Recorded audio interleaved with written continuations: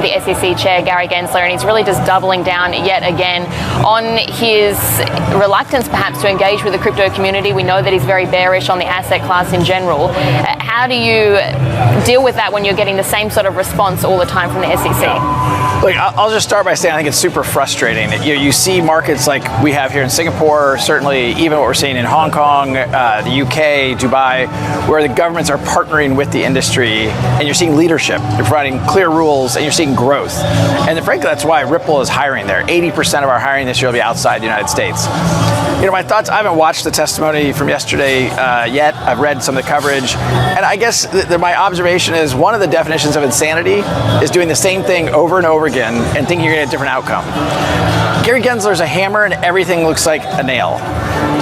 Just saying people need to register does not mean that what the law says is that these are securities. In fact, what we now have seen, at least in the Ripple case, is the judge in our case very clearly, succinctly said XRP is not a security, period. I want to pick up on that because, for people that aren't aware, so your native token XRP, the SEC had said that it was going against the securities law. The US court ruled in your favor. The SEC has now indicated that it could end up appealing that decision. So what was your reaction when that news came through?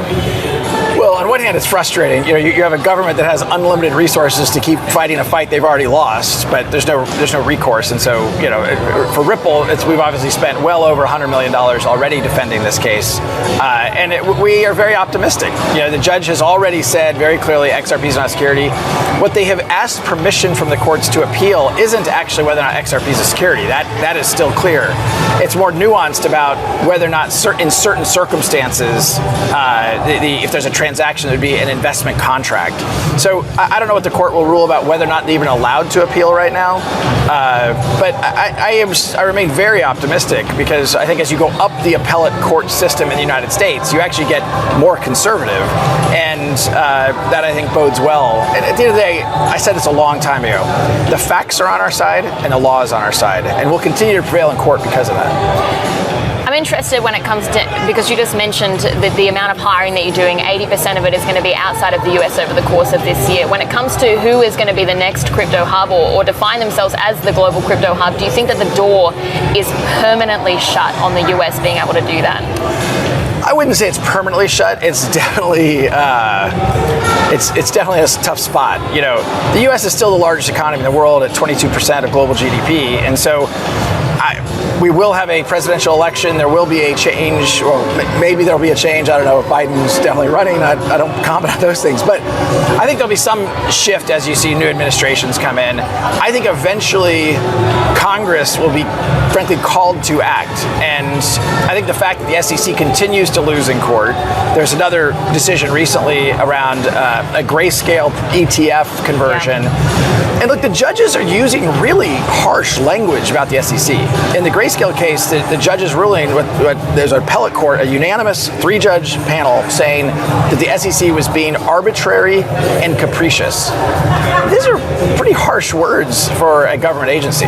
So in terms of your battle with the SEC, is this something that you think you would like to see reaching the Supreme Court, for instance? Look, I would like closure, and I'd like to not have it ongoing. I'm very optimistic that if the SEC wants to push this to Supreme Court, that'll be even a more final verdict that what Gary Gensler believes is not what the law says.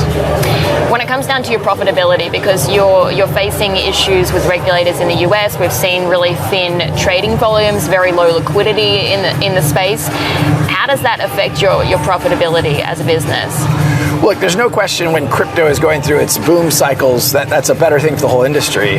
But Ripple I've been in the company 8.5 years, and every time we've gone through what are often called crypto winters, Ripple has grown.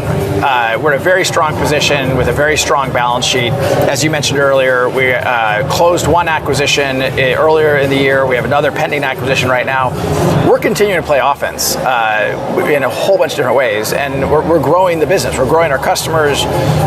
We're growing our product suite. We believe that our customers are coming to us really seeking for us to be the infrastructure provider around blockchain and crypto technologies. And we started with payments, now we're in custody, we'll continue to expand beyond that. When it comes to that acquisition that's pending, that's Fortress Trust, yes. And it's a crypto custodian. Overnight we understood that the CEO of Fortress Trust said that hackers had taken some money. I understand that Ripple has made those customers whole, but do you think that firstly all of the issues around the space have been ironed out, or they're being ironed out in terms of the vulnerability for security, and has enough trust really been regained by users of these products to spark some sort of movement back into the space in a meaningful way? Yeah, I think it's an important thing to talk about. This particular compromise was about an end user compromise, a tool that certain customers were using to access their crypto got compromised. And frankly, that was through, as I understand it, kind of a spear phishing attack, which frankly, it affects crypto, it affects traditional banking, it affects securities. It's super frustrating when those things happen, and I think the whole industry needs to continue. I mean, the whole industry, not just crypto, I mean the financial services industry, because if the end user's accounts and credentials are compromised, there's always going to be risk, whether it's crypto or something else. But look, to your macro point in this, Ripple felt it was important to build trust with Fortress Trust, and we made those customers whole. That business has really done well, and I think are doing a great job of serving their customers, and we're glad to be able to support it and bring it into the Ripple fold. On the regulatory front, because we have seen a lot of progress in other jurisdictions outside of the US, across Europe, the UK, Middle East, here in Asia, some of those frameworks are quite narrow in the way that they look at crypto. Do you think that also can be a challenge in the sense that, yes, you do have regulatory clarity, but sometimes the regulations are quite strict, and so it's also difficult to operate in those sorts of environments as well? That is not something that keeps me up at night. You know, Ripple received here in Singapore an in-principle approval for our major payments institution licensing. We've applied for licensing something called VARA in Dubai. You know, the strictness doesn't bother me. It's the lack of clarity. If I know, and I think this is true for the whole industry, not just Ripple. Ripple has always tried to lean into regulatory, engaging regulators and being a good actor. It's when it's not clear what being a good actor looks like that it makes it hard. We're willing and happy to invest, even if it's strict. That's fine. What it doesn't work is, frankly, what the United States and Gary Gensler continues to propagate: confusion masquerades as power to the SEC.